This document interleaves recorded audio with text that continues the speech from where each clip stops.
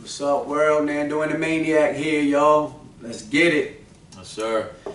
What's up, brother? How was your week? Long, fun journey for real, man. And we'll just get started with like the boxing shit. So we had our first fight this weekend. Yeah. Shout out to Jake for holding down the boxing shit, Baltimore boxing, legend around here. Always putting in that work, and he let us be a part of, and that was smooth. He mentioned the gym, you know what I'm saying, Maniac boxing and shit. He was out there, you know, really giving back. And there was a lot of people that really helped us on this journey too, because I went, didn't have like a regular cup, didn't have headgear, because everything had to be sanctioned. Oh, okay. Gym ain't sanctioned, the coach ain't sanctioned, but nigga, we made it happen, shorty. We was out there for real. So after everything was said and done, you know, after the fight, Clayton went out there, he put on a nice little show, he won, and that was, I think that was important for him, you know, the hard work that he put in to be able to get the victory. The kid he fought, good kid, man, he was tough, bro. Long 1-2. Everybody there really helped out. I had one coach. I wish I knew all the gyms. I wish I had the paper, bro. But every gym helped us out. I had one coach wrap his hands for me. You know, that was nice. That was cool of him. I had another coach let me borrow his headgear. You know, shout out to Wiley. He come here to support. Wiley had the cup and shit. So, man, it was like everybody came together for me. And then we had like 50 people there. The ticket sales, you know, thanks to everybody that came out, supported, you know, the kid. And Tiff made like 50 Maniac shirts. We handed them out. So all in all, it was just a good time, a good vibe. We got the win. And just it was funny though, after the fight and all, after everything happened, like I couldn't be in this corner like I wanted to be. So shout out to, again, Bazooka Joe, Joey Veazey. I think he's like 10-0. He's a fighter out here in Baltimore, and kid's a beast. I've been in the gym with him plenty of times. I love his work ethic. You know, the future's bright for the kid. Thank you for being in the corner for my son and believing in what I had going. And so he was in the corner, you know, I'm yelling shit from the corner, and the referee come up to me, he's like, man, you can't be up in there, you ain't got a coach's wristband. I'm like, you know me, I'm like, hey, man, I got it, we good, I'm gonna be right here. So yo took off and shit, you know, my energy couldn't allow me to sit, so I'm in there, I'm getting it. And so that was good for me, you know. And then, so at the end, me and my girl's pop, we were so close, bro. That was like my best friend, that was my man, bro. Like, I took care of him, he took care of me, like we had that relationship. I love you, boy. And after we got done, she started laughing, Tiff, and I'm like, you know, what's so funny, what you laughing about? She's like, cause daddy just told me, I don't know how this motherfucker pulled this off. That motherfucker ain't had no coach license. That motherfucker, that motherfucker gym ain't registered. Yeah, you know what I mean? That motherfucker ain't had no headgear, no nothing, and this motherfucker made it happen. Look, goosebumps, yo, you can't make Nando. Look, when it's real, bro. Like, nigga really threw that together, bro. You know what I mean? It was just, and at the end, it was just amazing experience. And then, like, I was so in the zone after the fight, you know, we got the victory, adrenaline running high and shit. I'm trying to talk to everybody. And somebody was there with their kid, and this, my buddy told me this too, and this was funny to me too after the fact when I went and thought about, like, this is hilarious. He's like, yeah, man, guy came over to you with his kid talking about, yeah, man, what gym you out of? I love what you're doing. Like, I want you to coach my kid. And I'm over there like, yeah, you know, just wasn't even there though. Yeah. Like, I'm here and wasn't there. I wasn't in, like I was in the moment, bro. Like, crazy. And so after we went and sat down, everything cooled down, my buddy's like, yeah, man, you got a new kid you're going to be training. I'm like, new kid? The fuck you talking about? Like, what you mean? Like, man, that guy just said he wants to bring his kid to you and you agreed with him, and I was tripping. I'm like, oh, shit, bro. I don't even know who I just talked. So, yeah, that was a cool experience. And then, like, for real, though, everything that we worked on leading up to the fight, like, it did work out beautifully. Like, that was another thing. I told him, because the kid was long, so I would tell him, Che, slip to the outside and, like, come up his elbow. And if you slip in and just land that jab. And, bro, he was, man, the 1-2 was beautiful the first round. Second round, he did good, 10-9. First round was a 10-8 him, 10-9. Third round, like I said, the kid was good, bro. A lot of heart. I wish I knew his name, man. What's the next fight? Next fight will be October 22nd, I believe. October 22nd. Next opportunity they'll have in the ring if he wants to take it, because he has wrestling coming up for high school now. So he does a lot. So I won't put no pressure on whatever he wants to do to chase his greatness, and I support it. And yeah. So how was your week, my brother? Good. Well, you know, I won't say it's a bad week. I just say it's a challenging week. I'll kind of start with this. You know, football team. You know, we're gearing up to have our first game on Friday night lights for my little guy. So that's something that's, you know, amazing, right? At this age, you don't get Friday night lights, right? So you know, we're gearing up, and we reached out to some local teams to see if we could scrimmage, you know, to go live. You know, you got to get some live pads, live popping. You ever hit Dundalk up? That's where we kind of like. Well, we played them Friday. Oh, so okay, I kind of was nice. like, you know, I figured out. Yeah. Let's go Dundalk. Nah, my bad. Yeah, so Long story short, there, man, we got in contact with Eastside Raiders, and Eastside Raiders. Anyone who knows them, man, class act. Those guys over there, good guys. Gave us the opportunity to come out to them and did some good stuff. Even we talked a little bit afterwards. Gave me some things he saw. I gave him some feedback back, and it was pretty cool. The young coach over there, he's actually one of the JV coaches at Curly. Nice. And one of the funny things, once he was talking to a few of his coaches about his weekend, how it went with his little guys, he realized that Curly actually has a few kids from our program that are there right now playing. Nice. One of them I actually know. I'm friends with his parents. So that's actually pretty cool to hear that we actually got some of our boys representing over there. So that was pretty cool. Yeah. But the challenging part has been for me through the weekend. I just and it's something you touched on when we were playing basketball, how people change according to surroundings. What kind? Yeah, come on. But I just want to hop on real quick because nigga just lit that little fire in me. And I want to shout out to your son, Gerard, bro. So, I get there, little nigga try to shake my hand. I said, you know I don't get down like that. Like, I let him know, this war, motherfucker. So he started laughing, like, all right, yeah, I watched the podcast. I know it's war, da-da-da. Yeah. So when Yo got out there, though, he really had that dog in him. He was like one of the only ones on, I don't know what team he had put together, but Yo was out there playing D. He was trying to score. Like, Yo was, like, literally, he showed me a side of him that I was, like, shocked. I'm like, damn. Like, that's what I like to see. Yeah. You know what I mean? So shout out. That was good, kid. I like that. Keep on like that. And if you ever bring that shit Onk's way, it ain't happening, Captain. Absolutely. Nah, hey, look, it was definitely fun, and I like that he's coming out, balling with us a little bit. It's good for the soul. So, and it's good for me to see him out there too. So it's cool. But no, so first, we're how people just shout like. Yeah. So it's just I've been noticing just people just changing, morphing, around certain people, and it rubs me the wrong way, man, because I'm me all the way around, and there's sometimes I'm a little bit more reserved depending on my environment just because I don't know what's going on, but I'm never going to shy away on what I believe, who I am, and what I'm going to be, right? So at our game there was a few of my coaches that just changed a little bit and kind of got out of character a little bit, right? And look, I'm someone that I won't say I'm a perfectionist, but I try to search it, right? Yeah, of course. I am successful at things that I do because I give it my all. I put the effort. I prepare, and we weren't necessarily 100% prepared as a whole, as a team, overall. 100% we were not prepared, and for many reasons. Our attendance is not the greatest. Football is a big commitment. It's any sport, bro. Yeah, no, any sport. Shit, but I tell people all the time, like, you can show up at a basketball team, and if you got some sort of talent, you might survive. That's true. Soccer. There's some sports that you can survive. Football, wrestling. There's just some sports. You got to come together, bro. In those sports, you got to be as one. Absolutely. So with football, there's schemes, there's responsibilities, there's just a lot of stuff that you cannot just go and BS. You can't. No. So we're dependent on each other. We as one. I need you to be on the same heartbeat that I'm on, the same rhythm, the same flow, and then we dominate. Go ahead. Yeah, absolutely. So those that know and understand it, that they get it. Some don't. So the story went that, that day, a better team did their job, and it was not ours.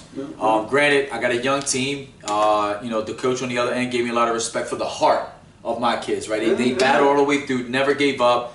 But I felt like as coaches, from top to bottom, because I'm the leader, we could have been better, more organized. Regardless of what kids showed up or not, we could still be better, right?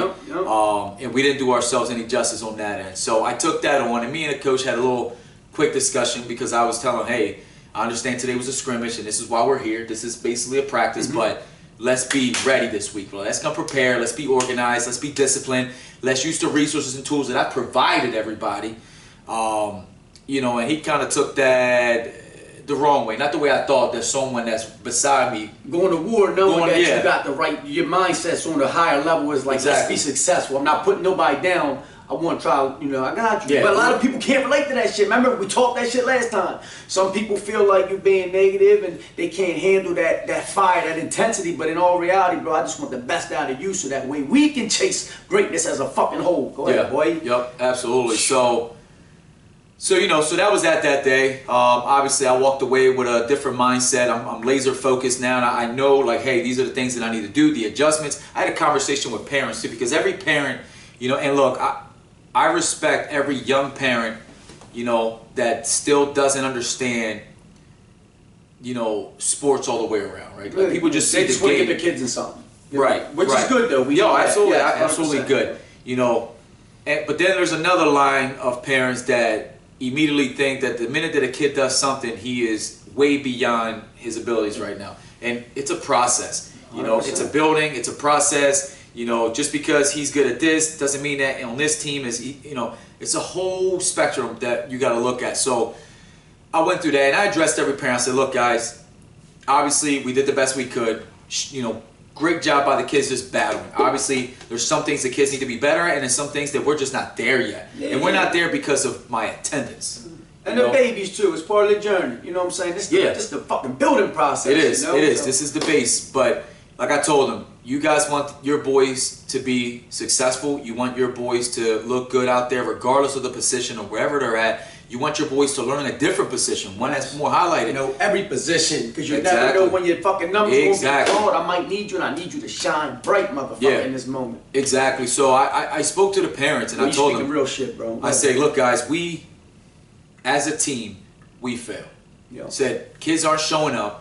Leadership. I cannot be mad at a quarterback that's playing when he hasn't got enough reps. You know, because I got another quarterback missing. I cannot be mad at a running back that doesn't know what hole to hit because it's the first time him doing that, you know. Yeah. I can't be mad at the tackle not knowing that he has to down block on this play because this is the first time there because another kid is missing. No. So I cannot be mad at the kids, right? No. You know, and I told the parents, you guys, you all want to be successful. You all want me to develop your son.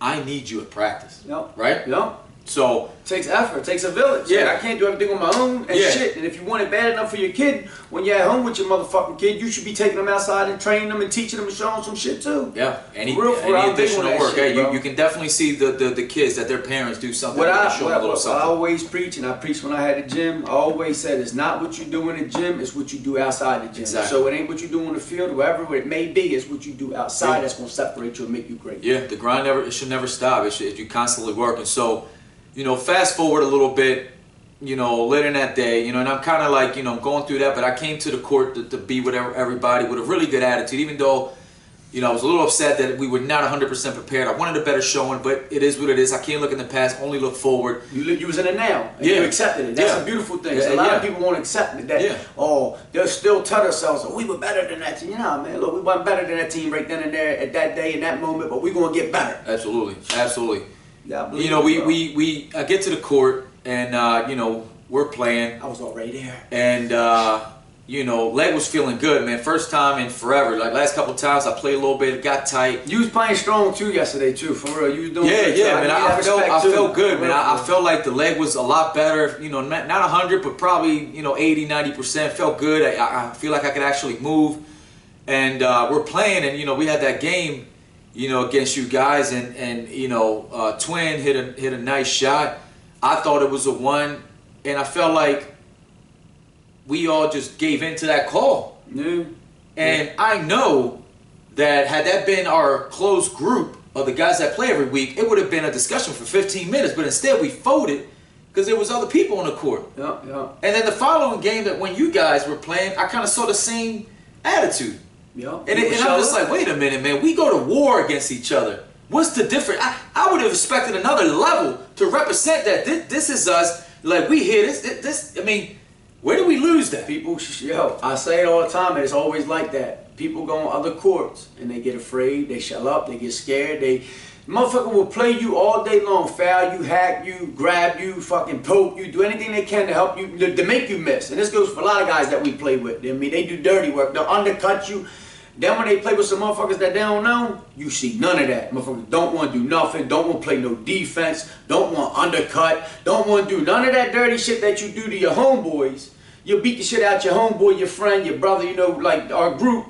But then you play other motherfuckers and you get scared and you just stand there like a little bitch. That shit blows my mind. Yeah, I definitely. So I don't, but like when I was playing them kids that I didn't play, I mean they ain't kids, they you know, early 20s or whatever, they grown. But when I was playing them, my levels elevated. Cause fuck you, I don't know you, I don't care about you, I don't even care about you in that moment. Like, you know what I mean? I told y'all before. It's competition. Like, it's competition, it's war. Yeah, absolutely. I damn sure ain't showing no mercy to a motherfucker I don't know. So I was out that bitch dog mentality, and my shit shows anywhere I go, I carry that shit. Yeah, I was definitely a little bit blown away, and not what I expected, man. And I didn't say nothing because again, I was already. You seen it? Yeah, I even pointed it out on the sideline. I said, I tell you like this, and I know sometimes we joke, but it was actually a couple guys that were playing that I honestly don't even recall that they were playing because they were non-factor. And not about scoring. I mean, it's not about scoring. Just they did nothing. Get a rebound, get a steal, call out a screen, do something play out defense. there. Give me something. Show me some heart. Give me something, yo. So that was definitely a shock. But the shit out of us though. That's the craziest part, you know, and just gets off and just yeah. And then you know the other part that really threw me off. I had guys on the sideline like basically like, you know, almost saying they don't know if they want to come back here again because you gotta be fucking kidding me, bro. Like absolutely, fellas. Hey, fellas, like no, like them young boys were running the court most of the day. Like, what are we doing?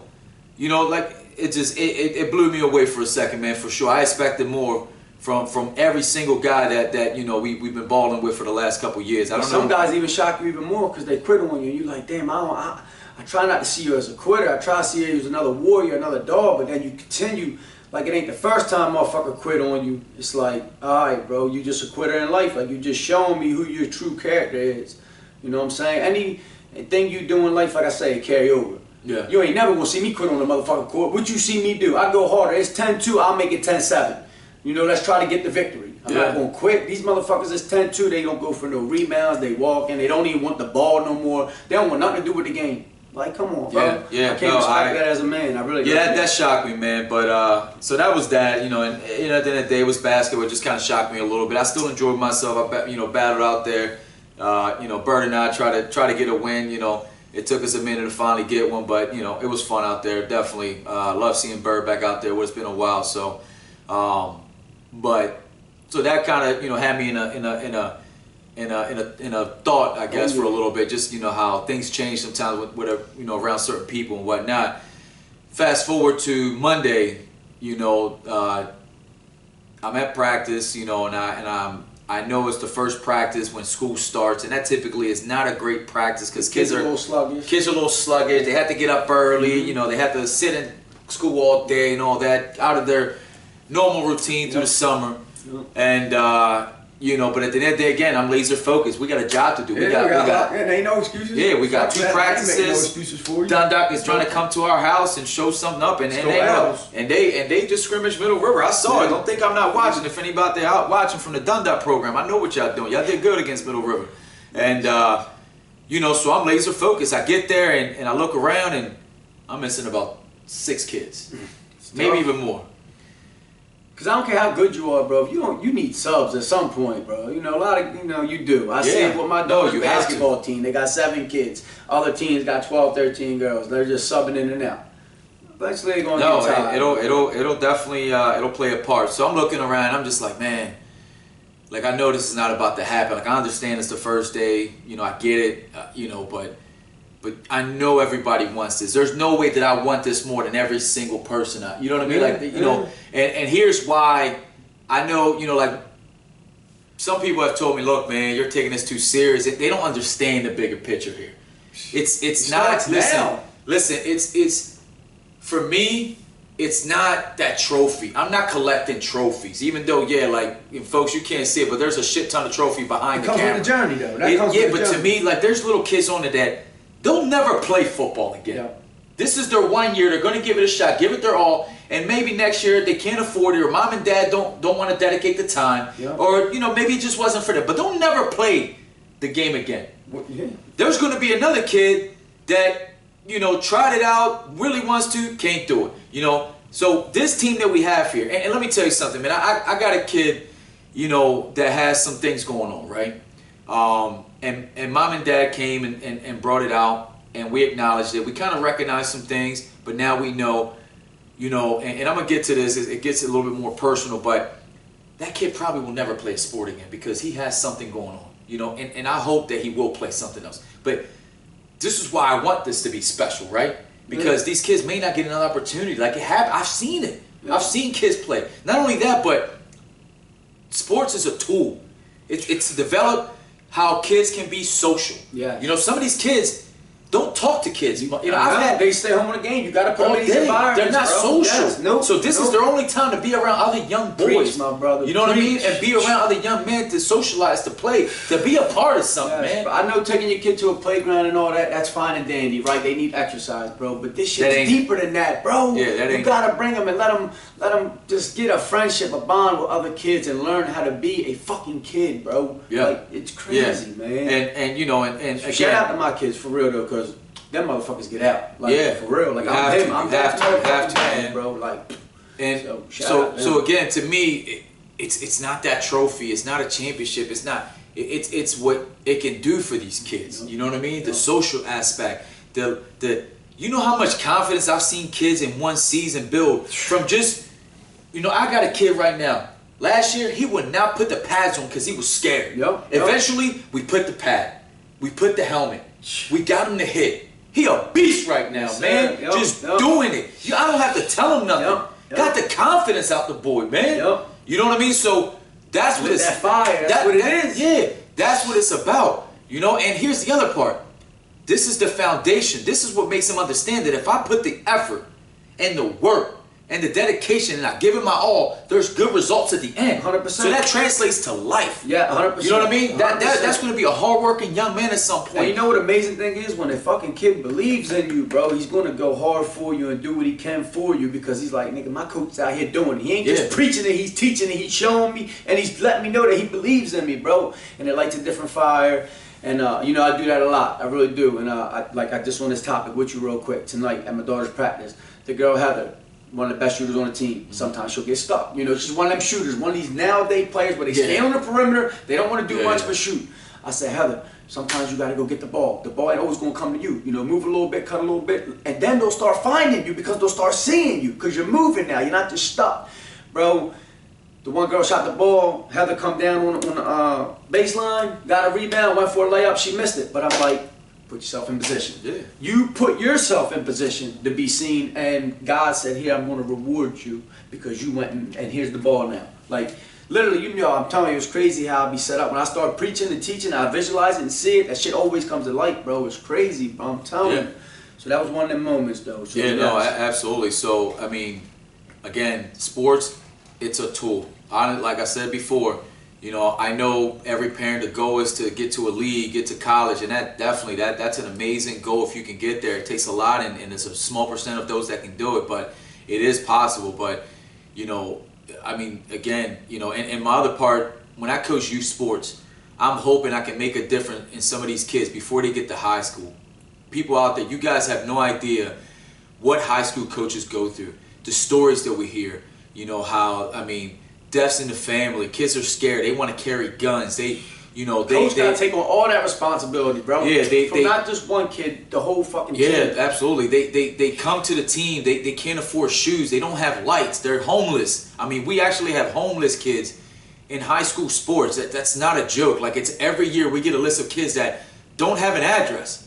So I'm hoping that when they're young, I can help them out before they get, you know, to be that other percent of kids that never get to play high school, and they were damn good, but they're out in the streets doing whatever, right? So that's the goal. The goal is to make a difference in one way or another, to impact them, to make a difference, to believe in themselves, to gain some social aspect, to believe in themselves, man. These kids, even at a young age, they doubt themselves. They talk negative about themselves. Preach, bro. And you know, so.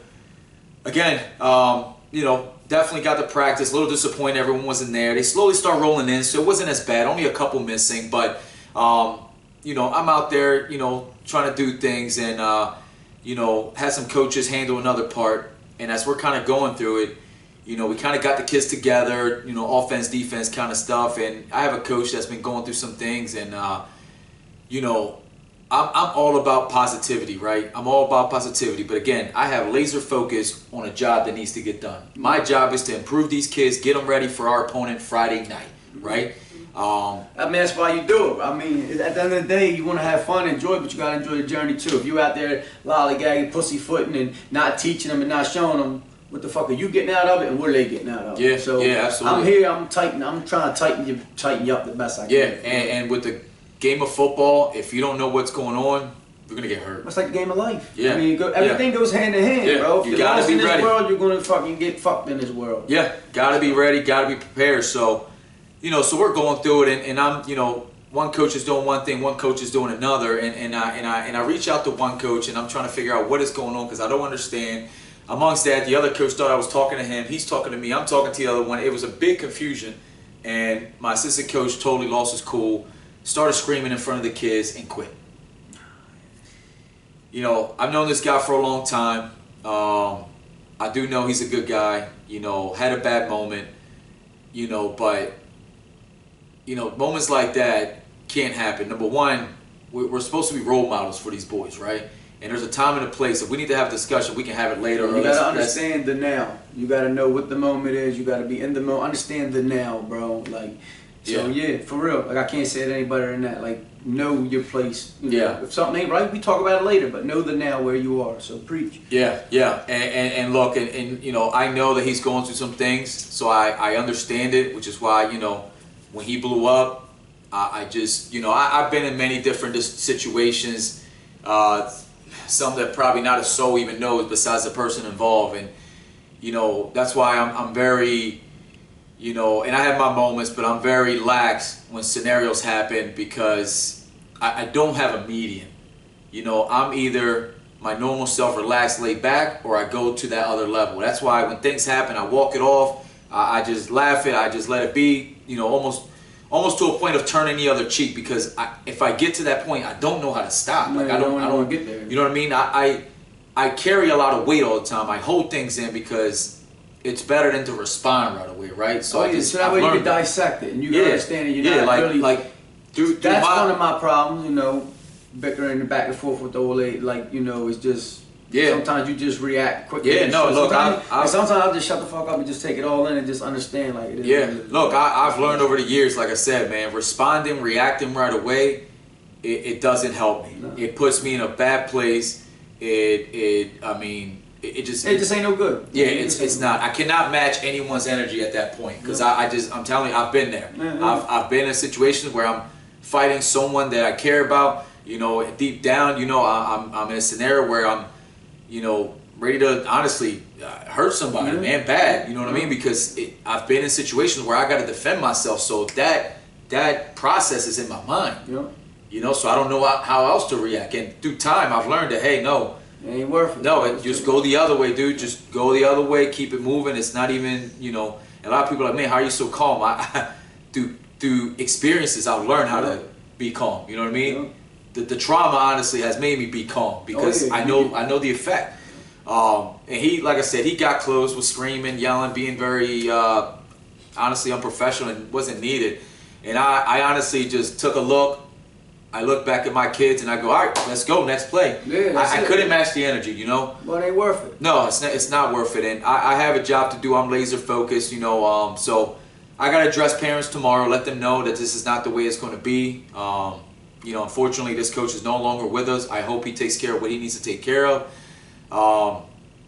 But recently, there's been a lot of things where adults are getting in the way of the goal of what youth sports are about, man. And I just hope that people reflect sometimes, like the real, you know, the real goal, the real opportunity in youth sports.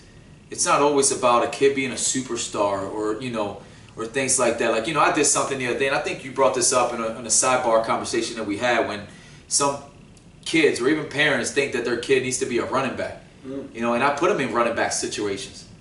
And within 2 minutes, that kid is crying, wanting to come off the field. Yeah. You know, everyone thinks a running back is the best position. Man, you take the beating. Yeah, they you want take the beating. You know, there's a lot that comes along with wanting that ball. Yeah, and you know what I tell kids when you gotta be a dog if you want to be there, for real.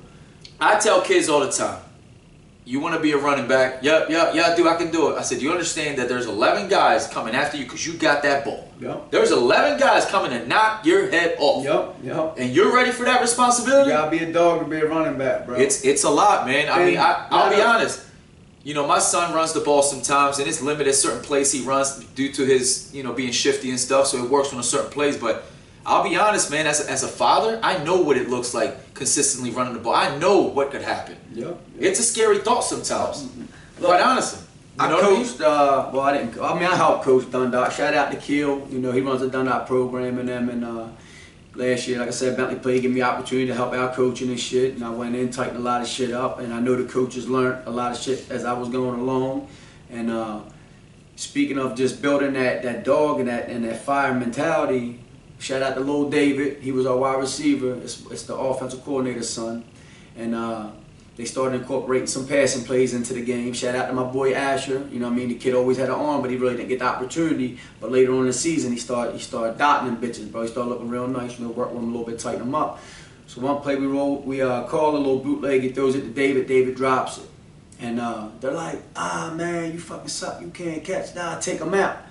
And right there, I knew, like, nah. I said, fuck that. We ain't taking him out. That's a true story. Fuck that. We ain't taking him out. Give him the ball again. Give it to him again.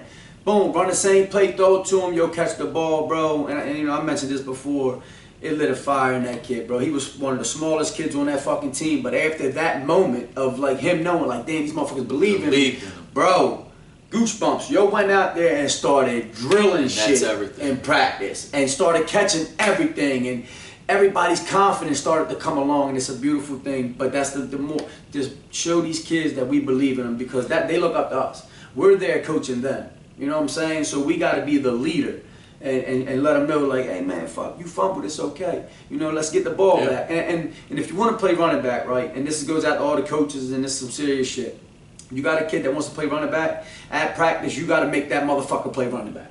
You just can't make him play running, or not even make him, you just can't allow him to play running back in the game, because then when he fumbles, you're looking at that kid and say, oh, man, you suck, you fumbled. Not ready. Nah. It ain't his fault that he fumbled. He just ain't taking the necessary hits and punishment that it takes to play that position in practice. Because we're using these other kids as test dummies in a way. You know, letting linebackers and linemen hit these kids that shouldn't even be back there, blowing them up, and now you're building their confidence, but then you're breaking his confidence. Put the running back there that belongs back there. That way he gets them pops, and he learns how to protect that ball over his shoulder, and it's a win-win for everybody. He's that muscle memory. And then if you are going to use a kid, right, and we're going to use them and you know, kind of abuse them in a way, let him get some playing time during game time. You can't let this kid, you can't fucking break this kid all week in practice, put him at running back and let him get fucked up, and then we ain't using him in the game. Okay, we might not want to put him at running back or on defense, get the kid in special teams. And that goes for a lot of coaches out there, whatever program it may be. The kids that are standing there on the fucking sideline, the parents that paid that money for that child to play, at least give them an opportunity on special teams. Because we know all kids ain't built for football. We know they ain't built for this shit, right? You know what I'm saying? You got some kids and you're like, parent, do you really want me to put your kid in the game? You know what I'm saying? That's a question that the parent and kid gotta have. Because that's, you know, do you really want me to put this motherfucker in the game? Because he really don't belong here. Like, but it's game is football, so I'm gonna put him in. But at the, you know, and going back to the parents, if you want your kid to, you know, play a position where you want him to play, teach him at home too. You know, it takes a village, bro, and that's how we become great, and the program could grow. Because not only do I got him 2-3 days a week, now you got him the other 2-3. And even a mother, single parents, it don't fucking matter. Get out there, toss the pigskin, have fun, enjoy it. Absolutely. Yeah, so that was basically more or less it, but you know, we're going to move forward, laser focus on what we're doing. I'll get in front of the parents, I'll tell them where we are, let them know that, hey, this is not how we're going to conduct things, you know, and I'll move on. Yeah, we move on, you know, and you know, we got our first game. Chasing greatness. Yep, back to it, back to continuing our plan. You know, I told the kids also at that scrimmage, you know, I told them, you guys, you know, need to start believing like I am, but I want to win a championship. I want you guys to have this feeling with your dad, with your mom, with your grandma, whoever it takes you, you know, with your buddies. You know what I mean? That's a story that you can always talk about, no matter when. So that's exactly, a championship that year. 100%, exactly, man. So you know, people don't get an opportunity to do this. So I told the kids that. So I believe in it. It's a work in progress. We're not where we want to be yet. We're not where we need to be, but we'll get there somehow. So the journey's always about baby steps, bro. Enjoy it along the way, for real, man. Yep. And make it fun for them. Okay, I know we want to win at the end of the day, but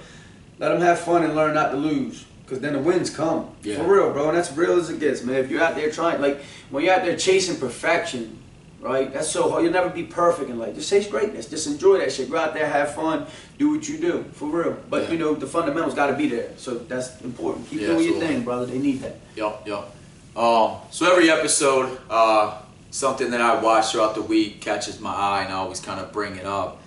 And one of them was I kind of put a little video together, but it touched me because, you know, we talked about last week circles, friend circles, family circles, group circles, you know, that you're involved with or whatever. And there's a group that, you know, we were very, very close for many, many years, and through some events, you know, some that I still don't even 100% understand.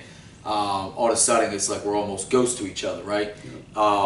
And you know, the quote was, "If your absence doesn't bother them, then your presence meant nothing to them." You know, and that hit home because it's so real, right? Like, you know, like you said, you have a friend or two, and so do I, that you may not talk for 6 months because life is what it is, and sometimes you're going in different things, and you get caught up in the everyday and the kids and family and sports and everything going on. But the minute you talk, for real, we never lost a step. Let me do it again. I did it last week too. But shout out to my brother Bill, for real, because I just seen him at the fight, and that motherfucker is like, it's just, bro, it's amazing. There you go. And this motherfucker be talking so much shit. I swear to God, if I ever wrote a book about my life and I need somebody to narrate my shit, that motherfucker, that 2 years, bro. That motherfucker's going, because just the passion and the excitement when he talks about the things that we did, nigga, it just be giving me good. I'm like, nigga, let's go do it again. You know what I'm saying? Just lights that fire again, bro. It's beautiful. Absolutely, man. That's great. But no, so I wanted to touch on that, and that's real out there. Those that watch our videos and stuff that I post, I put that out there. And then another one was how to use pain for a positive outcome, right? And to me, it's like, you know, use a painful moment just to drive you, to push you. And it's something that when I read that one obviously hit home, because obviously, you know, I'm not necessarily in pain, but obviously I went through something that shocked the hell out of me with the job and things like that. And, you know, and I'm definitely, you know, using that to continue to push me to find better, to invest in myself, believe in myself, and make something different of myself. So I thought that one was good, right? You know, just use something that's tough to make it positive, right? I always do that. Always, like, pain is like one of the main reasons why I am who I am. I always try to find the good in it. Like, why did I have to go through that? And then later on, you realize, like, I went through that moment for this moment. So I'll share something deep, something personal, something that really, you know, hits home. Sometimes when I talk about it, sometimes it gets a little easier, but So, you know, speaking of, on that topic, one day I had, well, actually, this was like on my mom's birthday. I had, my baby was just a baby, you know, young, probably like 8, 9 months at the time, whatever. And like one of her first couple words was "Happy Birthday." You know, I did that. You know, me and Tiff did that shit for my mom and shit to get her to where she could say "Happy Birthday." So we went over there to say "Happy Birthday," and she overdosed at her job and shit. So they taking her out and shit, and you know, I'm kind of used to it. You know, the way we come up, you know, we used to this shit. We kind of numb to it. It's sad, you know, kind of numb to it, for real, for real. I wouldn't say used to it, but I'm numb to it. So I kind of stopped talking to her for a little while and shit, and then one night my son's arguing with Tiff, and it was like 8 o'clock, and normally I'd be like, yo, just go upstairs, pop the game on, throw a movie on, get some rest and chill. But you know, something about that night was just like, hey bro, call grandma, see if you can go over there, and I'll take you over there. So I ended up taking him over there, and found the overdose on the floor. Well, he goes in and he yells, "Dad!" You know, right away I already knew, because like I said, you know, I'm used to this type of shit. I wasn't in shock, I wasn't in fear, I wasn't scared, I didn't freeze up. You know, I'm always one to always run to the battle, bro. Like always, like I live for these moments and shit. And so I go in right away. I start doing CPR. I never did CPR a day in my life. You know, I'm just pumping the chest, blowing in the mouth and shit. You know, you ain't dying on me. You know, you gave me life, I'm giving you life. But the pain that led to that moment was I was running with my elevation mask, and through Patterson Park, and like behind the basketball court, they got the steps and shit. So I'm running all the way up there, and you know, I'm sprinting it, you know, as hard as I can get it. And normally when I get up the Cannonball Hill, I'll pop the mask and I take a couple deep breaths, pop it back on and keep it going. But in that moment when I got to the top of the hill, God was like, nah, don't pop this mask. And it was right around that time when that billionaire and them people died in that submarine. So I kind of had, you know, like I told you, my mental, like I lock in, bro. It's crazy, you know, God's time. But in that time, right, this is God's time. It's so crazy. God said, man, don't pop that mask. Leave that motherfucker on. You know, then I started thinking about these people in that situation. Like they couldn't, you know, that was it. That was their last breath. They couldn't, you know, pop a mask and grab a breath. So, you know, elevation mask is hard, bro. And I got the one side locked. Like, so I only get oxygen out of the one side. Fought through it. You know, I did slow down, took a little bop. Gathered my breathing, went back for my run, finished my run. And then that night is when all that happened, bro. So, you know, I take Clayton over there, he opens the door, but boom, I give him out the mouth. Tell it, like, you know, you gave me life, I'm giving you life, you ain't dying on me. Clayton, somebody, and then I'm doing it for like, I mean, it felt like eternity, bro. It felt like an hour, but I probably was there for like 5-10 minutes, you know, boom, boom, doing my thing. My son hits her with the Narcan. She comes out of it, throwing up and shit. And, it was just all the pain and shit that I've been through left me numb for that moment. Like I was able to handle that moment. And another thing was so crazy, I would always say, you know, God, what more can I do for my mom and dad? You know what I'm saying? Like I always felt like I could do something more. I always fucking carried that weight, that boulder on me, like nigga, you could do more. And when God gave me that moment, and you know, I took my mom in, tried to take care of her for a couple of days. She was, you know, going through withdrawal, shaking and shit. And she, I mean, I gave it to her. She fought hard for a couple of days, but then she broke. And you know, it still hurts a little bit, but in that moment, God said, bro, you did everything you could do. Right. There's nothing more in this world that you can do for somebody that don't want to do for themselves. Yep. And in that moment, it lifted that, like right now I can just feel it, nigga. I can just feel the whew, like leaving my body because it did, bro. Right. Like any other time I would, you know, like shit hurts, bro. You know what I'm saying? Like I don't even talk to my mom like that. I'll be with my brother. She'd be like, oh, I love you. And I can't say it back because I gave you all my love. I can't tell you I love you. I can't accept you telling me you love me because if you did, you wouldn't have went back. Yep. You know what I mean? So, but pain builds a motherfucker, bro. That's what makes. That's what builds character. That's what. I wouldn't say that I'm fearless, but I ain't afraid of shit. You know what I'm saying? Like, especially no man. I mean, how long you knew me, and you know, I got like, especially no man, but so that like, but you know, seeing that and growing up in that type of environment and being around that, like you accept death and you just enjoy every fucking day in the now. You know, you don't worry about what comes in the future. Of course, we talk about the past because that's what made us who we are. That's the beauty of life. But live in the now, enjoy the moment, visualize everything around you, and you'll be more awakened and more woke, and you'll start to see people for who they really are. Like how we did on the basketball court. You see this motherfucker standing around scared. Not standing around because he's tired. Not standing around because he's lazy, or a little bit lazy, but standing around because he's fucking scared. He fears the moment. You know what I'm saying? I don't fear no fucking moments, bro. I save lives, man. I saved 3 lives in my life. Like, I saved lives, bro. I'll tell you another story while we on this journey, talking about God and shit. I talk about this all night, but it's another real one, bro. You know, I always go for long runs and shit, and one day I was going for a run, and I was in between running and walking. God kept saying, bro, relax. Like, you know, I'm a fucking maniac, bro. Like, I really lived this shit. And in the moment, God's like, bro, just relax. Like, nigga, you do crazy shit all the time. Just chill. And so I got to Castle Street. And I don't just run Castle. I sprint backwards. Like, I'm a dog, bro. Like, I love this life.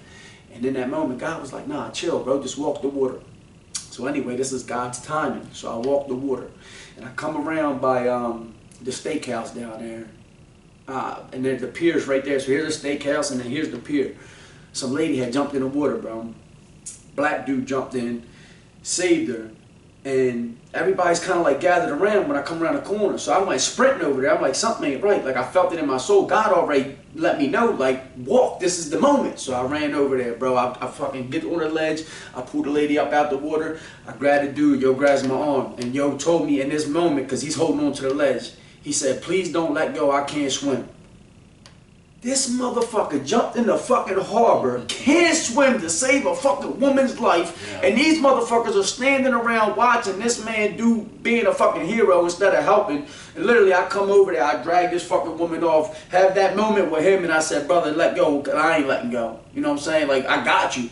Pull him up. Everybody around's like, oh, can we get a video? We got, the cops are coming, all this shit. My man said, I ain't here for that shit. And you already know who I am as a person. I said, I ain't here for that shit neither. Fuck. And me and yo walked away. I shook your hand. And right after that, like, I went live, bro, because in that moment I was so touched. Like, this man jumped in the water and saved the life of a woman he don't even know. He can't even fucking swim, bro. Like, so I watched that live maybe like 2 months ago. And that shit, like, made me cry again because I just felt that, like, the relief, the joy, the everything. Like, you either going to freeze up in moments like that, or you're going to go and help. So, I'll give you one more, because I said it happened 3 times. I'm coming on the underpass in Greektown, right there, the underpass, right there, bro. A Mexican lady must have swerved, crashed, car smoking, on fire. Motherfuckers are just standing around. I said, yo, hit the brake. Boom, he slams the brake. I hop out. Her door's jammed. Boom, rip the door open, snatch the seatbelt, drag her out the car, got in the car and left.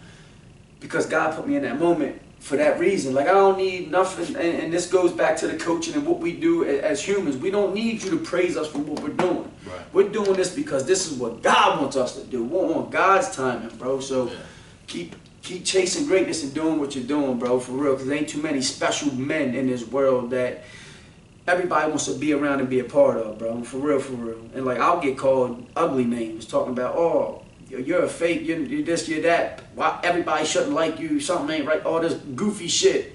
But it's like, everybody I'm around shows nothing but love, respect, and they feel that energy and the good vibes. And you the only motherfucker that don't, but it is what it, but that's life, bro. So just don't ever let nobody, you know, dim your light or take from you, because they want to, if they're around you enough, of course they're going to take a, you know, something from you. But don't let them take everything from you. You know, you gotta stay strong, bro, for real. Because like I say, everything God blesses you with, the devil will try and come and take, and the devil will come in many shapes and forms and to anybody. And you gotta just stay strong. And, you know, sometimes you bump heads with some people and they say some shit and you're just like, wow, you know, it's fucked up. But the devil's gonna come and try to destroy what you got going. And just be great, man, for real. No, that is Start true. Good sharing that, boy. No, I appreciate you sharing for real. That, man. That's some real Shit stuff, gets deep, man, for real. And look, and that's what I meant by that, man. Sometimes, you know, the experiences we go through build us and prepare us. Yeah. You know, that's kind all of that what I pain, said, you know. Yeah, locks you in for those moments. You know, you ain't got time to freeze up, nigga, because I done been here. Yeah. You know what I'm saying? Yeah.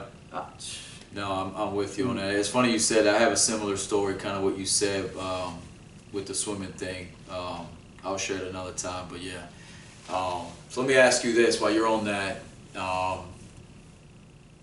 If you had one moment to go back in time, right? Like one specific moment, you know, what would that be? Going back, we're going to be speaking to the man, the motherfucking one and only, the truest, Lord Jesus Christ, our Lord and Savior. Like, we chopping it up. Like, I chop it up with him every day, but shit, you could sit me down with him and I can chop it up face to face. What's up? Like, and I told you that, you know, story I had, well, I'll get on it real quick. So, when we was in Jacksonville, you know, we was, me and my buddy Grant, true story, you know what I'm saying? Like, we was playing beer pong. I don't even think we was drinking. We just playing beer pong, setting up the ping pongs and shit.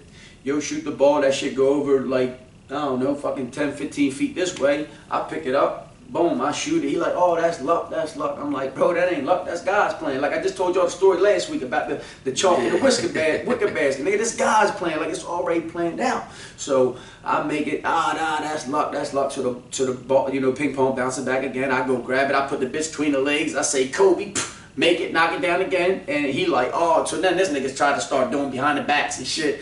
Yeah, I mean, he tried to be on my shit, but you wasn't on my level because you wasn't locked in, motherfucker, because he wasn't locked in. So, anyway, he kept saying, well, yeah, that ain't God, you don't believe in God, you don't go to church, you don't read the Bible. I said, nigga, I'm locked in from the soul. This shit hit different, brother, you know what I'm saying? Like, I'm locked in, bro, on a different level, and it's felt. So, he like, nah. So I said, you know what, I'm going to do you one, I'm going to do you, this is the best I can do. You know what I'm saying? I'm going to look you in your eyes, I'm going to bounce this ping pong off the table, and I'm going to make it in that single cup. Nah. Look the man in his eyes. threw the ball, bing, bang, right in the cup. I said, boy, you don't believe now, something's fucking wrong with you. Anyway, yo still ain't kind of believe. He just like, nah, you don't believe. So anyway, we get on the plane back home, come back to Baltimore. And I'm on that bitch. And you know, it's nice and quiet on the plane. The lights dim, boom, I'm kicked back, I'm meditating, I'm in the zone, I'm talking to God. Hey God, you know, I never asked you what you look like, nor did I ever care, nor do I care. You know what I'm saying? But just tell me who you are and what you look like so I can let this motherfucker know who you are. For real. And so God come to me, bro. He showed me he's them I don't even know how to say it, Anunnaki people, them big motherfuckers, right? I see that first. Then I see the Stoneheads, right? Then I see a light. Then I see these babies, and then I start seeing everybody like your face, his face, Chinese man, black man face. And in that moment, God said, I am you, and you are whoever you see me through. Like, you know what I mean? God let me know in that moment, like, nigga, I'm everybody. You know what I'm saying? I'm always watching. Like, if you believe in me, he believes in me, then we all part of what I got going on. You know what I'm saying? So I thought that moment was special. And then, so anyway, on the flight, I asked him that. He told me he showed me who he was. You know, he showed me he was us. You know, that's what he showed me. And we get ready to land, we catch these crosswinds and shit. And I don't ask God for nothing, bro. I do a lot of praying. I pray a lot. I always pray for other people, you know what I'm saying? I never pray for myself because I feel like I can go get it. You know, I know God's got me. In that moment, we had these crosswinds and shit, bro. And the motherfucking plane touched down and took off. Oh, nigga, talking about scared, man. Right? You know what I'm saying? Like, I'm on there, you know, I wouldn't say I was scared. It was just, you know, in the moment, I prayed, and all I ever asked for when I pray for myself is to take me before you take my kids. Yeah. So, you know, I'm in there, I'm like, all right, God, this the time. Like, for real, like, I really accepted. I'm like, all right, this the time, you know, take me, as long as, you know, I ain't got to witness my kids, you know, I accept it. This is all I ever asked for. Anyway, he spins that bitch. We landed on the other side. Me and my brother Ryan that I travel with and shit, we get in the car. I start crying. This nigga like, damn, yo, what you good? And I told him about the moment and shit and all that shit. Yo started crying. Yo was like, yo, I believe.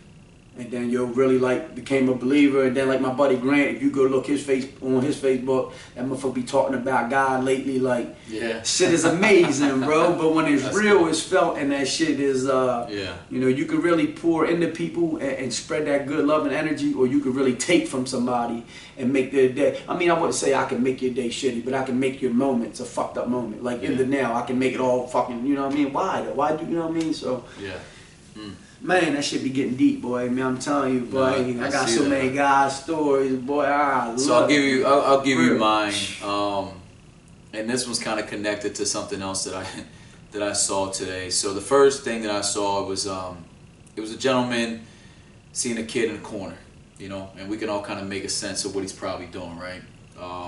You know, it kind of portrayed it like that. And the gentleman walks by, and you know, the kids kind of look at him a certain way, like, you know, whatever, and the gentleman's just asking the kid, how you doing? The kid don't really say much, and he's standing there, you know, tough, being gangster, whatever how you want to call it. I'm glad you're on this topic. I'm gonna vent what it's been burning at me. After you get done, I'm gonna vent on this. Okay. So to speed it up. No, you can speed up. So the gentleman's telling him, you know, hey, you don't got to be so hard all the time, man. Just relax, you know, breathe. And you know, the young man's like, what? You know, what you talking about? Don't talk to me.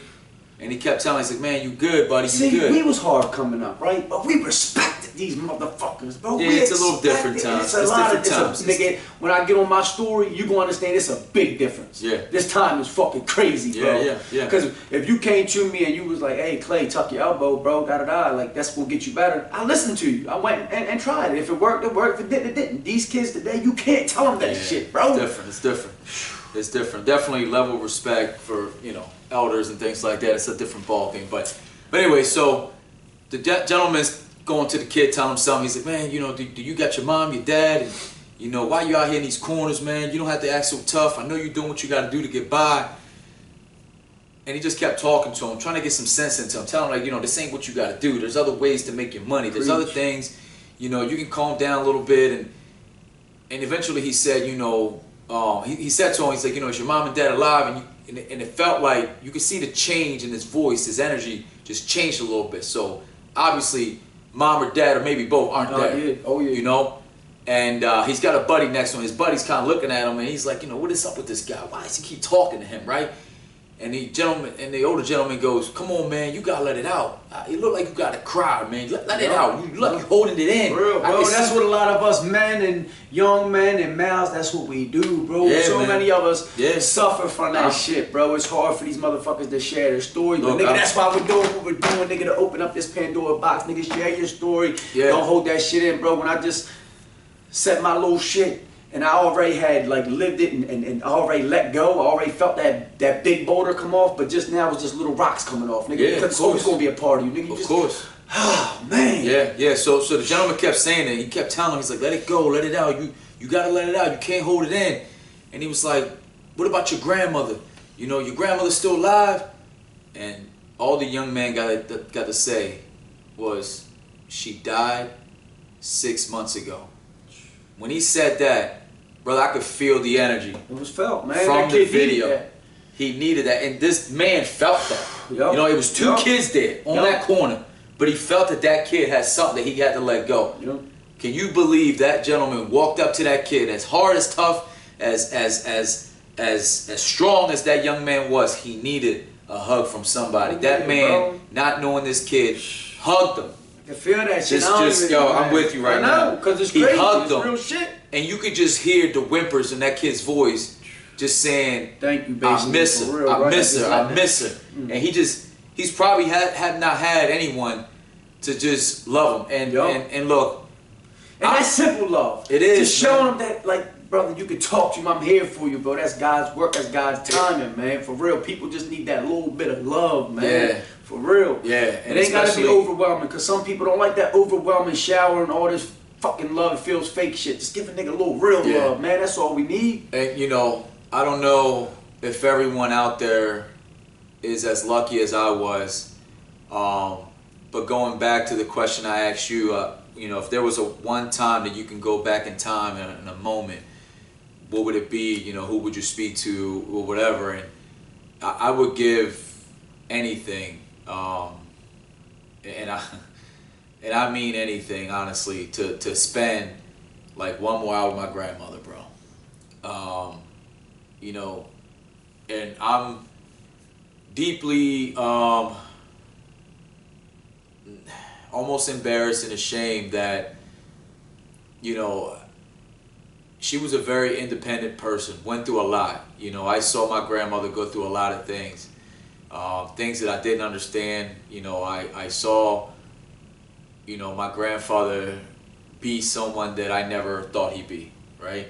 And I know that in those days, man and wife was a different thing, right? Women were looked at a different way. Women did work, they were home. Things were different, right? And I could never understand how this man that I loved so much, that did so much for me, that seemed like a gentle person, could hurt such a beautiful person. But I saw that, you know, and again, that's pain, right? Pain that you see, right? Even though it's not necessarily to me. Pain. We all feel different. It's not necessarily on me. But you felt that shit though. You felt what your grandma was going through, bro. Yeah.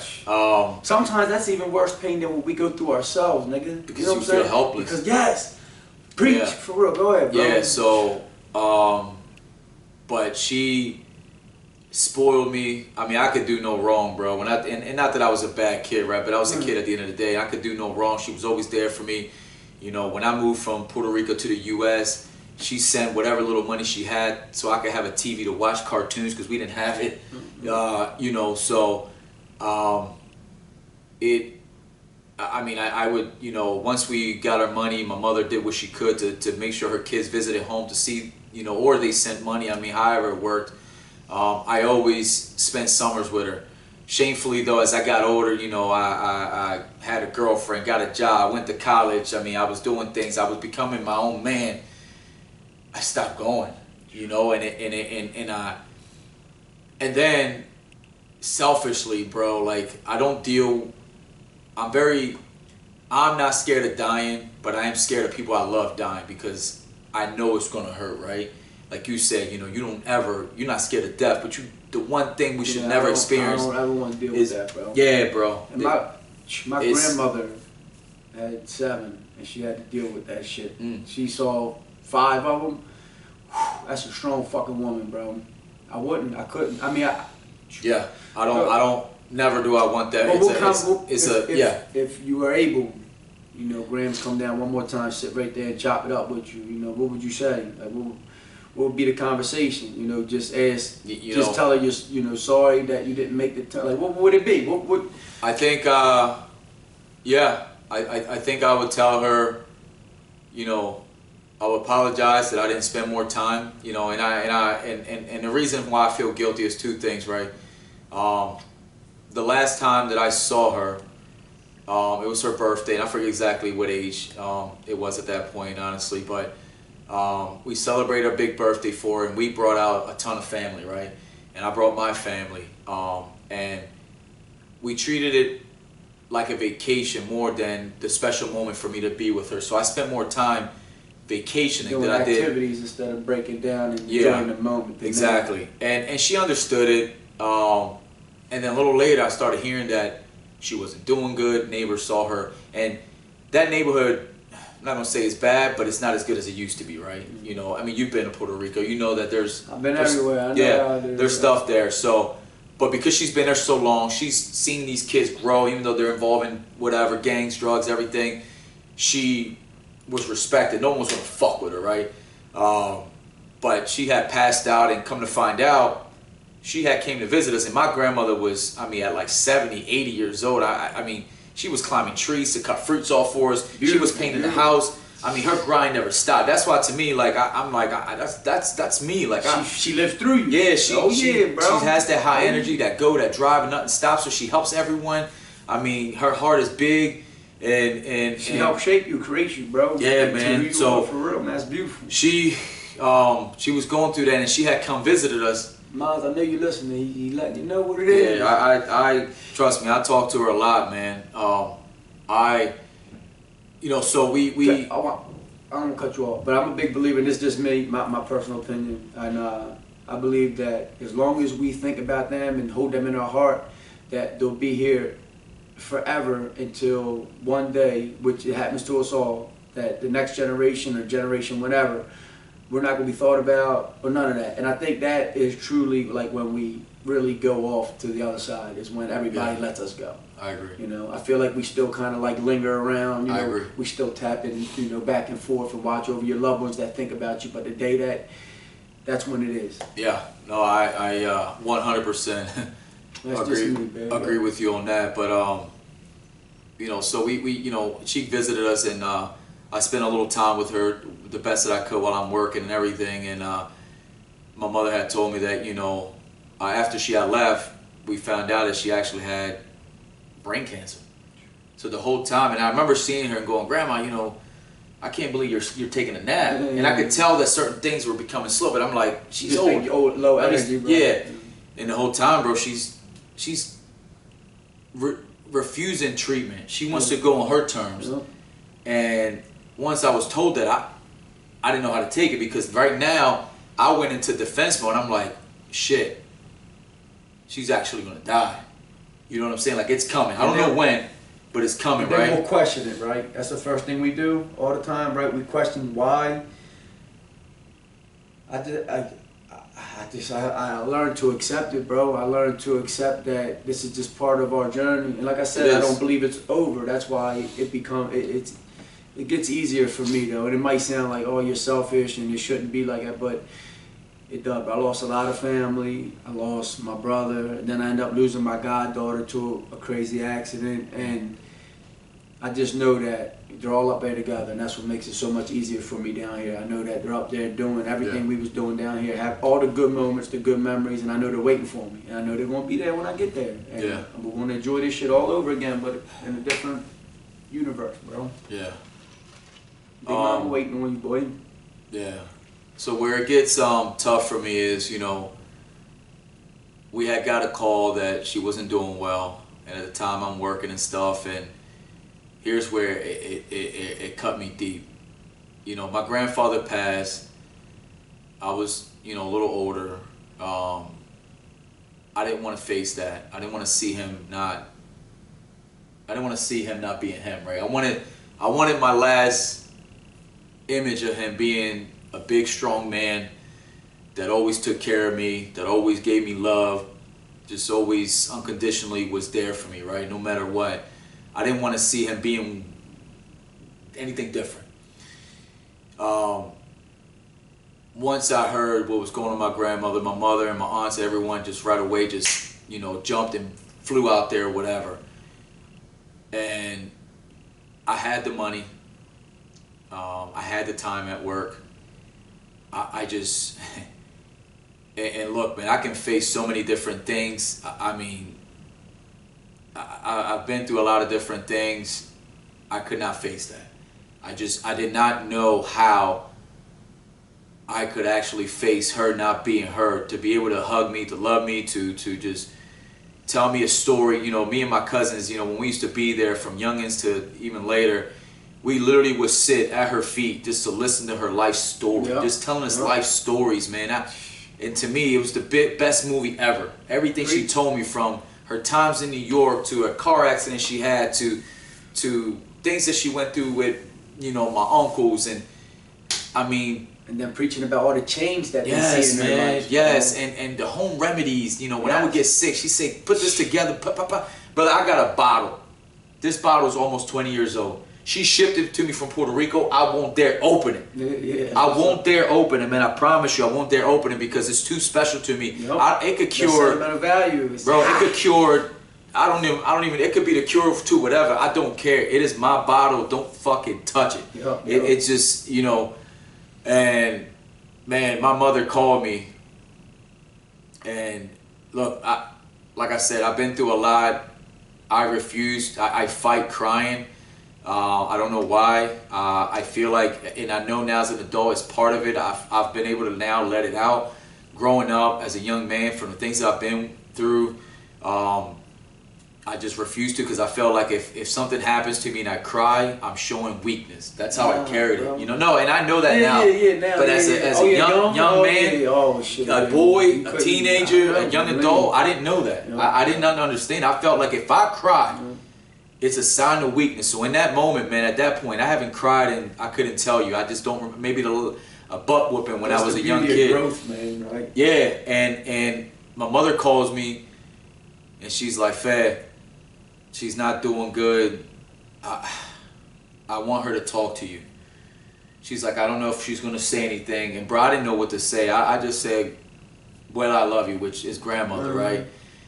And all I could hear her trying to say, you know, say something, and all she got out to say was "Fed," which is what she called me, right? And now I could hear her gasping, right? And my mother kept telling me that she's been waiting for me to show up. She's waiting for me to show up. Bro, the minute I talked to her and the minute she said "Fed," she was waiting for you. That was it, bro. That was it. She need to hear your voice one more time, bro. Yeah. That's love. Yup. She's always going to live through you, big dog. Yup. So you said you carry on a lot of her traditions and her who she was, caring, loving person, and wanting to give back and shit. Yeah. So I just like, if I could chop it up with Grams one more time. Beautiful, beautiful. Yeah, man. I don't blame you. One more time, brother. Just to hear anything. Anything. I'm telling you, yo, just stay woke and stay on what you're on right now, this feeling, and let her know, like, you really want to see her. Yo, she's going to come to you. And I'm going to tell you, like, it's just crazy about with my grandma, too. I went to her grave site, and I said the same thing. "Ma, I love you. I wish you could tell me one more time." And when I looked down, there was a patch of 4-leaf clovers, and there was one shaped like a heart. Yeah. Took a picture of that shit, and I sent it to my uncle. I said, I told him what happened. I said, I looked down, I seen that, but I was so open to it, because who I am, bro, I'm so locked in. I'm telling you, stay locked in, my brother, and Grams is going to come to you, nigga, and you're going to be like, "Yo, Clay, I had that moment," right? It's God's time. So now God's listening to you. He knows what you want, for real. He feels it, bro. You let him know. And watch. Just let me know when. You know what I'm saying? Don't just, you ain't gotta share the details with me. Just be like, me and Grams had that. For real. You're gonna have it, brother. For real. God is amazing. He's gonna lock you in. So, but yeah, that would be that would definitely be my little moment, man. And you know, I thought again from that video, it just hit me because it's like, man, I don't know what it is. A grandmother's love, for those that, you know, are able to experience it, is something that sometimes that's all we experience, bro. Yeah. I know, like us anyway. Like that's all the love that both my grandparents, my grandma Harriet and my grandma Pinky, was fucking some of the realest women that I ever met, and they were two fucking opposites, bro. But they both, I used to question their love, bro, and both of them reminded me and showed me how much they really love me. For real, bro, I really did. I questioned my grandma's love, my grandma Harriet, because I always felt like she loved the girls more than the boys and like always showed favoritism and shit. And one time I sat down and had a deep conversation with her and she said, boy, I love you. But I show other, I know I might show them more love, but I love you. Like, you know what I mean? It was felt, like that's all I needed.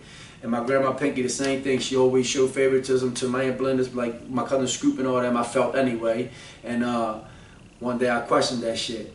You know, I pulled my heart out. I said, Ma, I love you. Like, you know, you was like my mother. Like, why you don't love me? Why you love them more? And she said, and it was right in the hallway on the step. And she said, boy, it ain't that I don't love you. It's just some people in life need a little more loving. And when she said that, boy, whew, nigga, it was felt. And I lived, and you know, and I learned a lot from it. And that's one thing that, you know, I did learn. And that's one thing I don't do is show favoritism. I never will, bro. Like, all my kids would be like, Dad, we all drew a picture. Who picture you like? And always the same answer. Yeah. Everybody. You know what I'm saying? So. No, I mean, I'm the same way. I do have to, you know, with the kids, I mean, each one is individually different. So while you show everybody the same love, I also got to find a way to kind of mold how I deal with you because you're all different, right? Yep. And that's the ones that we got to get in, right? It's like one, I got to reel in a little bit because I know that you ain't always focused, and another one, you know, you get the, you know, so it's like you gotta manage each one, but yeah, man, definitely, you know, sometimes. But at the end of the day, it's all got to be the same discipline. Yeah. Right. Yeah. You know, yes. I mean, it's got to be structure in the household. It's got to be, you know, yes ma'am, no ma'am. Yeah. Like, man, I went to a birthday party. My little niece, I call her my little niece. You know, I watch her, I take care of her, and it's a friend's. It's my cousin's friend, and I've been watching the baby girl since she was like 3 months. She just turned 1, and she loves Unks to death, boy. Every time she comes to Unks, she's always smiling, and every morning I pull her out, she put her head on my shoulder, give me a hug and shit, and like I love that, you know what I mean? Because I want, you know, she feels protected with Unks. Like, Unks, that's my ride, that's my boy, and the energy's felt, and I respect that. And so we went to a birthday party, bro, and my little nephew went out for a pass. He drops the ball. And this is what I mean by, you know, you got to get him in, like we talked about, sports and shit, you know, get him off the games and, you know, let him interact with other people, other kids, other adults. So, you know, they kind of know what is and what isn't in life. So anyway, he drops the ball. And you know me who I am, I go over, I try to motivate him. Well, he drops the ball and I see him hang his head. And in that moment, I'm like, fuck that, don't hang your head, bro. Like, we're better than that. So I go over, I chop him up, and I'm like, boy, it's all right, you dropped the ball. Like, it's part of life, you know? And I try to kneel down to his level to show him some respect. Like, you know, hey, boy, we good. And when I did that, he went to swing on me. And I heard about him, you know, I heard stories about him swinging on his parents before. And you know, I never addressed it. Maybe I should have addressed it, you know, just speaking to the parent about it. But, you know, some shit you just... You don't believe it until you see it, or if you hear it more than once, then you start to question it, right? You know what I mean? So I'm not one of them guys that jump the gun or whatever. So anyway, you know me with the reflexes and shit. You know I'm on my shit, so I throw the hand up, catch the little nigga, yoke him up by his wrist, and I tell that motherfucker when I grabbed his wrist, he tried to knee me. I said, look, boy, I ain't the one. Like nigga, I will fuck you up. Like, you know what I mean? Like you, like I talk, teach, and then beat in my household. You know what I mean? And I ain't fucking abusive. I ain't beating the shit out of my kids. But do I whip your ass? Yes, the fuck I do. But I talk, I teach, and then I beat. It's a 3-step process. You know, by the 3rd step, if you ain't figured it out, I gotta whip your ass. You know? So this motherfucker swung, I grabbed motherfucker, da-da-da, like, you ain't gonna, I ain't the one, I will fuck you up. Like, I'll give you a woo doggy, nigga. You ain't my son, but you my, you know, you my boy, you my nephew. I'll give my life for you. I'm damn sure gonna give your ass whooped. You know what I'm saying? So, and that's real shit. He went over to his father, bro. And his father just tried to like, same type of deal, like, hey, you know, everything's alright. Pop! Smacks this nigga, bro. Smacks his father's glasses off his fucking face. So, I'm standing there and I'm looking at the, like I see the shit play out and I'm looking at the nigga and I'm just like, at what point is that ass getting whipped? Because nigga, the nigga, because after 0.1 of a second, nigga, that was already too late. You feel me? Like I ain't saying beat the shit out of the kid, but I'm saying you need discipline. There's a level of discipline, bro, and that should never happen in any household, especially that has a mother and a father that are good parents. That should never happen. Something's lacking. Something ain't right. That shit. So, but I tell you what's lacking: the ass whipping part. They don't get the ass whipping.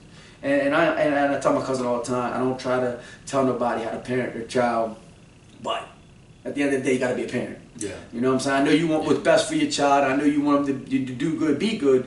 But if you shelter them from situations and there is no discipline for other situations, that's the reaction that you're going to get. Like now, so the kid's only, what, maybe fucking 7, 8, and he's already doing this? Nigga, 13 teenage years, it's going to be a big problem. Yeah, so anyway, they say, oh, go walk and cool down. Walk and cool down. I had to take a walk and cool down. Nigga, I might grab a football out, tossing it up. I'm just like, motherfucker. Like, I just wanted to snap on this motherfucker, bro. But, so I told her, though, and I told him in that moment, I said, I will whip his motherfucking ass. Real shit. And I hope that she learns to whip that motherfucker's ass, bro, because that shit should not happen. And I feel so bad for my brother that it happened to, because it happened in front of a bunch of other people. Now, I heard about it behind closed doors, right? Okay, you know, you hear about shit. Like I said, I ain't gonna question it because it's he, they, she, whatever. But when you hear about it, and then you see it, and then you in where we were at, and not giving a fuck, and then it happened again. One time I went to the baseball game and he struck out. I'm like, boy, it's all right, you know. And he tried to give me a little shit, a little attitude, and then I see him go over to his father and was punching on his father and shit, and nothing was done again. Bro, this for all my parents out there, bro. Like, soon as your child comes out of your womb, and I even had this conversation with my kids. I'm like, I don't want y'all to fear me, but you're gonna fucking respect me. When I say do something, I want it done. Like, yeah, of course, like they're older, you know, like now they'll talk back a little bit. Yeah, oh, I ain't doing they're this. figuring themselves out. You know, nah, motherfucker, you're gonna go do that. Yeah. But you gotta have structure and discipline in the household, bro, and don't let these fucking. Then this is the problem. The electronics raise your kids because now they have no emotion. They're heartless. They're vicious. They don't give a fuck about life, bro, because they don't go through none of that shit. They're lost. They're confused. Yeah. So we see it a lot more. Oh now, man, honestly. so just parents, just man, please let get your kids involved in doing something. And, and it's also, like you said, the electronics are taking away the quality time with a parent, right? You know, like, we try to, every time that I pick up my son, my first, I pick him up from school. First thing I say is, how was your day? Yup. What did you learn today? Yup. You know, what was something fun? Just share something with me so I can be in your world, right? Preach. And and my boy, he'll play video games. Obviously, he's outside playing ball, sports. Obviously, sometimes his buddies come over, but I try to, whenever I get a chance, even if it's early in the morning, I hug him up. What you doing? What's going on? Tell me something. We try to eat some breakfast together. We try to. I'm big on that too, family time. I get us all together and just share one big hug. You know what I'm saying? Spread that love, spread that energy. I do that shit. And shout out to my brother Felix. He the only other motherfucker I ever seen do that, bro. He got a big family like me. The Amazos, they my little peoples. I fuck with them heavy. Yo, like, that's my brother.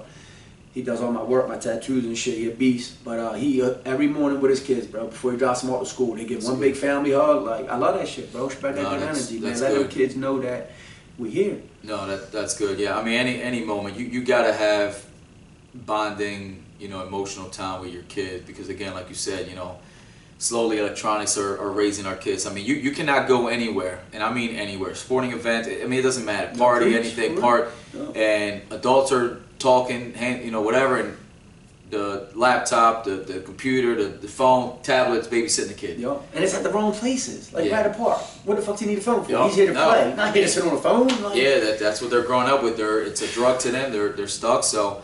And it's an outlet for the parents. It is. Parent can go and sit on their phone or go do whatever they want. It's 100% babysitter. So, and I get it. Sometimes, we want to take a break from, parenting so much, and we want to enjoy ourselves. But definitely take the effort to you know. Sean Salute. We go out front, we play Duck, Duck, Goose. We started playing Duck, Duck, Goose. That's funny shit. My daughter, she loves that shit. It's Duck, Goose. But now she's starting to get like, oh, duck. A couple more ducks, yeah. She got a couple ducks in a row now, you know what I'm saying, before she get the goose. So, but nah, man, just go out and enjoy that shit. Enjoy nature, bro. Just tap in. I went for the bike ride today, and I had sent out a little message. I probably sent it to you. It was about the guy fasting. And he's like, 72-hour fast is a good fast type shit, and I believe in that, and I do it. And my cousin had wrote me, and shout out to Lawrence. I love you, boy. That's my brother. That's like one of my best friends for real. You know, you got like 3 people that you can depend on, count on. Like that's one of my real brothers, like since forever. I love you, boy. But he had wrote me like, I can't give up the eats. You know what I'm saying? And I'm fucking climbing this hill on my bike, and I got it on the hardest level, because that's the maniac mindset, y'all. You got to get with it. And I'm climbing the hill, and I go to call him, the FaceTime him, 'cause I want to be like, motherfucker, this is what I'm eating. You know what I'm saying? Like grinding, but it wasn't in God's time, and he didn't answer. And then when I got to, I went to the grave site of my family and shit, and chopping it up, and just sitting there, just, we let them know about the fight and everything, and I had a moment where, God was just like, bro, you're different. You're a dog, bro. Like just one of them. You run out of things to say to people that ain't speaking back, but then the answers, they start to flow in. Everything you're asking and talking, that's when, going back to grandma, bro, she's gonna come to you for real, because like when you sit down, you have a clear mind, and you're not on the phones and the gadgets and all that, bro. You can really tap in, and that's what people are missing out on, bro, for real. Yeah, no, your mind definitely opens up when you kind of get in tune and you focus and you're in sync, man, for sure. And I tell you, man, it's so amazing the mind process and the state of mind that I'm in now, even with everything going on. It's greatness, boy. Yeah, no, it's definitely different and stuff. But well, look, this one we told you guys this one was going to be special. We definitely touched on some things and opened up, some doors that we have not probably opened up in a good while about. I hope you guys continue to enjoy, the product that we're giving out there, our view on life, our view on sports, our view on how to raise a family, our view on how to continue to, as the Maniac says, chase your own greatness. Your greatness is not measured by the next man; it's measured by where you want to be, where you want to achieve. So I will again say thank you guys for continuing to support us. Thank you guys for those that take the time to watch the video and give us your thoughts and how it impacted you. Yes, because that's one of my biggest takes. When y'all are listening, I want y'all to feel it in your soul. Like, I want y'all to know, like, this shit is real, and when it's felt, you're gonna feel it and you're gonna understand in that moment, like, damn, that shit is real, bro. And that's what we do it for. That's why I wanted to do this with you. You know what I'm saying? Because I knew we would be on some levels that is gonna touch the world, bro. Yeah. And everyone out there, we're gonna continue to work. We're gonna continue to work on, continue to open ourselves up even more, continue to touch more topics. We still have a lot of topics that we want to get to, but obviously we don't want to make too big of a show, and we want to continue to provide you guys weekly with something to talk about. But please continue to share with those that you think could be impacted by this. Someone has something similar, someone that could relate, so they could also gain something from the topics that we're bringing forward in the open air conversations that we're having. Again, thank everyone out there. This was a heartfelt show, something I felt like I needed to get out. Maniac sounded like you could, also get some things off. I will say this, my message to everyone out there from something I saw this week and experienced is this, be happy. Do not stay in the same place if it's not where you want to be. Again, chase your greatness, chase where you want to be. Invest in yourself, invest in your mind. Sometimes take the time to reset and reflect a little bit. We all need that. And definitely never be afraid to share what you feel. Don't change for those around you that may not understand. Continue to be you. All right? All right, guys. Thank you guys again. Brother, yes, good one. Always. Appreciate it. Live in the now. You know what I mean? Enjoy the now in life. Yup, tomorrow's not promised.